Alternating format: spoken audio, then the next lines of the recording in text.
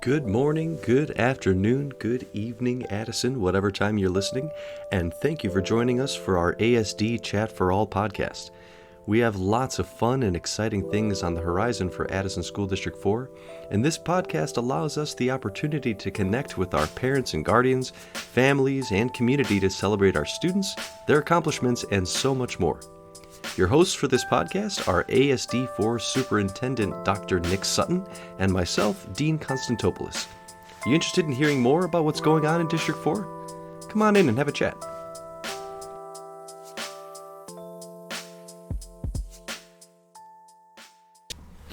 Good afternoon, everyone, and thank you for joining us again for another episode of our ASD Chat for All podcast. My name is Dean Constantopoulos. I'll be one of your hosts today, and I'm here with my co-host, Dr. Nick Sutton. Nick, how are we doing on this fine Tuesday afternoon? We're doing well as we record. The sun is out. It is not rainy anymore, and it's just easy to be in a good mood. That's right. And you know what puts me in a great mood as well when we have amazing guests like the ones we have today. So today I'd like to introduce Mary Haley and Rosie Galvez from Apple, which is, you know what, we'll get right into what that acronym stands for in just a sec. So how are you both doing today? I'm doing great. I'm doing great as well. We're having a good day. Awesome. Perfect. I love to hear that. So we'll just jump right in. So tell us a little bit about who you both are. So who are you? How long have you been in the district? And what is your role here at ASD4? I'll jump in and then Rosie can share her information. I've been in the district for just about 6 years and actually work for Metropolitan Family Services, which is a great partner of ASD4's. Right. Yes, it is. And we love being part of the Addison community. Excellent. And hi, well, I have been part of Apple since mid-November of 2021, so around 10 months or so. So it's been actually pretty nice. I used to be also a paraprofessional here for ASD, the District 4. Very cool. So, and I'm so happy and glad to be part of Apple now. Now, I love it. So I know that you guys used to be kind of known as the Addison Early Childhood Collaboration, and now we've rebranded to Apple. So I guess for any parents out there listening that are like, all right, these two individuals seem really nice. They seem like they're very into what they do. What exactly can you guys offer to families, and why the transition to Apple? So that's a couple different questions, and I'll take your second question first. Okay. So we all felt like Addison Early Childhood Collaborative, that name, wasn't really very clear.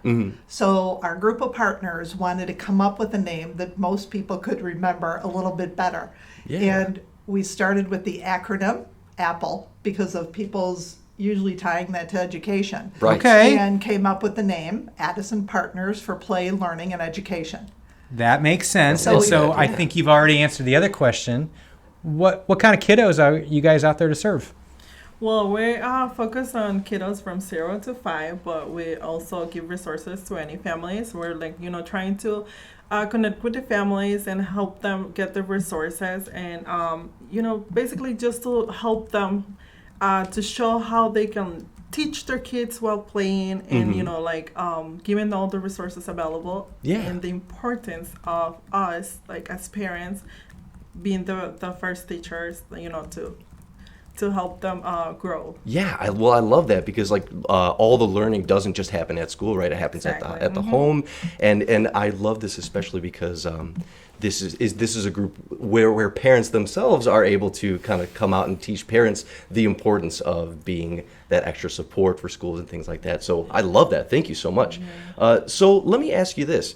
So I know that Apple provides a lot of services to our families, but I also know that Apple provides a lot of services and works very closely with a lot of other agencies throughout Addison. I know, for example, we work together at Addison Resources Connect, which is a meeting with a lot of different intergovernmental agencies in Addison. So just for our folks at home that are listening, what kind of services do you provide, both through ASD4, but then also through outside of school? Like, is there any kind of special services that you provide when kids are not in session in school? Oh, great questions. Yeah, absolutely. And I appreciate you mentioning the services.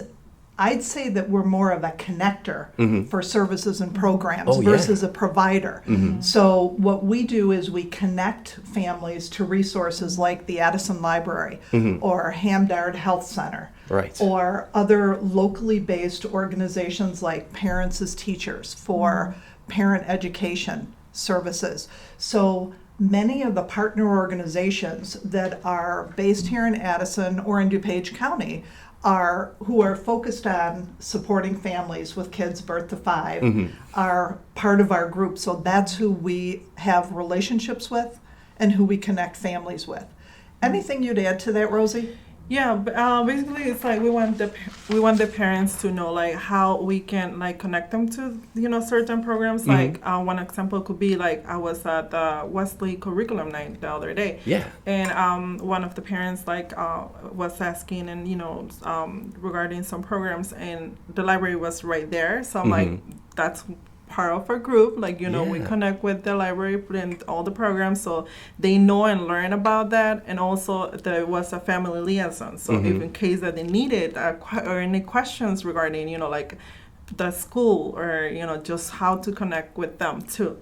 So we're like a little wheel that we're just trying to like show them and connect them to the right person. I love that. It's giving people, empowering people to find the solutions themselves and to better their situation with help. Right. I love that. And kind of just to add a little bit more to kind of plug what ARC is doing, what Addison Resource Connect is doing.